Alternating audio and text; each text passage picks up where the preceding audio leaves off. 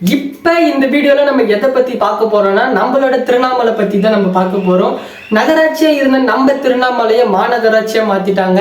அதுக்கப்புறம் நிறைய ஃபெசிலிட்டிலாம் எடுத்துகிட்டு வந்தாங்க. என்னன்னா ரோடு போட ஆரம்பிச்சுட்டாங்க. கிரிவலம் சுற்றுறதுக்கு நிறைய டாய்லெட்லாம் கட்டணும்னு பேசின்னு இருக்காங்க.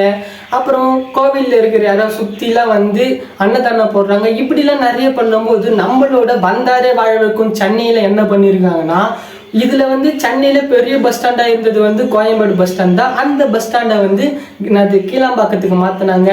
அதுக்கப்புறம் அங்கே திருவண்ணாமலைக்கு 90 பஸ் விடுவாங்க. ஆனால் இப்போ வந்து கோயம்பேட்டில் வந்து நிறைய பேர் திருவண்ணாமலையாக இருக்கிறவங்களாம் இருக்காங்களா, அப்புறம் பக்தர்கள்லாம் நிறைய பேர் வரணும் இல்லை. இதுக்காக அங்கே இருக்கிறவங்க என்ன பேசியிருக்காங்க, போக்குவரத்து துறையில் எங்களுக்கு கோயம்பேட்டில் இருந்து பஸ் விட்டால் நல்லா இருக்கும், நாங்கள் போகிறதுக்கு கொஞ்சம் வசதியாக இருக்கும் அப்படின்ட்டு பேசுகிறாங்க. அதனால போக்குவரத்து துறை என்ன பண்ணுறாங்கன்னா, உங்களுக்காக நாங்கள் பஸ் விடுறோம் அப்படின்ட்டு 85 பஸ்ஸு வந்து கோயம்பேடு பஸ் ஸ்டாண்ட்லேருந்து விடுறதா பேசியிருக்காங்க.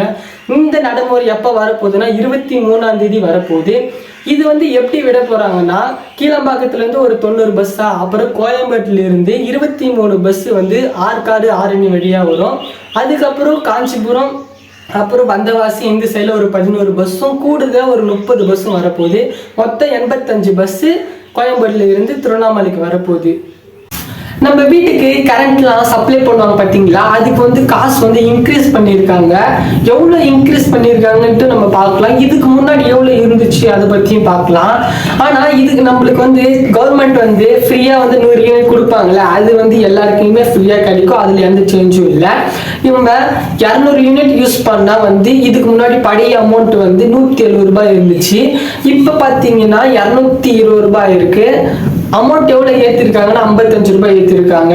அதே மாதிரி நம்ம ஒரு 100 யூனிட்டாக யூஸ் பண்ணும் போது அந்த அமௌண்ட்டுக்கு ஏற்ற மாதிரி இன்க்ரீஸ் பண்ணியிருக்காங்க. நம்ம ஒரு 900 யூனிட் யூஸ் பண்ணுறோம்னா வச்சுங்களேன், பழைய அமௌண்ட்டில் வந்து 1420 ரூபாய் இருந்துச்சு. இப்போ பார்த்தீங்கன்னா 5550 ரூபாய் இருக்குது.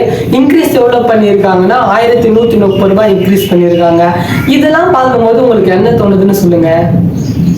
எங்கேயோ ஏதோ ஒரு கட்சியில் தொண்டராக இருந்து நம்மளுக்கு இப்போ பிரதமராக இருக்கிற நம்மளோட மோடி அவர்களை பற்றி தான் நம்ம பேச போகிறோம். ஏன்னா அவரை பற்றி இப்போ ஒரு படம் எடுக்க போகிறாங்க, வாழ்க்கை வரலாறு. அதில் நடிக்க போகிறது யாருன்னா ஆக்டர் சத்யராஜ் அவர்கள் தான். அவர் வந்து மோடி மாதிரி நடிக்க போகிறாரு. இந்த படம் வந்து பாலிவுட் ஹாவலில் வந்து பெரிய படமாக வரும் அப்படின்னு சொல்லிட்டு இருக்காங்க. இந்த படம் வந்து ஒரு 5 லாங்குவேஜில் வந்து வெளியாக போகுது. தமிழ், தெலுங்கு அப்படின்ட்டு ஒரு 5 லாங்குவேஜில் வெளியாக போகுது. சீக்கிரமாக இதுக்கான அப்டேட்டை கொடுக்குறோம் அப்படின்ட்டு அந்த படத்தை எடுக்கிறவங்க சொல்லியிருக்காங்க. திருவாரூர் டிஸ்ட்ரிக்ட்ல ஒரு பொண்ணு வந்து 2nd பிளேஸ் வந்திருக்காங்க. அதுவும் டிஸ்ட்ரிக்ட் லெவல்ல பப்ளிக்ல 2nd பிளேஸ் வந்திருக்காங்க. அந்த ஃபேமிலி வந்து ஒரு மிடில் கிளாஸ் ஃபேமிலியில் ஒரு பொண்ணு இருக்காங்க. அந்த பொண்ணு பேர் வந்து துர்கா தேவி. இந்த பொண்ணு வீட்டில் வந்து கரண்டே இல்லை. கரண்ட் இல்லாமல் படித்து அந்த பொண்ணு வந்து 2nd பிளேஸ் எடுத்ததால தமிழ்நாடு கவர்மெண்ட் என்ன சொல்லியிருக்காங்கன்னா, இன்னும் 4 டேஸில் வந்து அவங்க வீட்டில் மின் வசதி ஏற்படுத்தணும் அப்படின்ட்டு சொல்லியிருக்காங்க.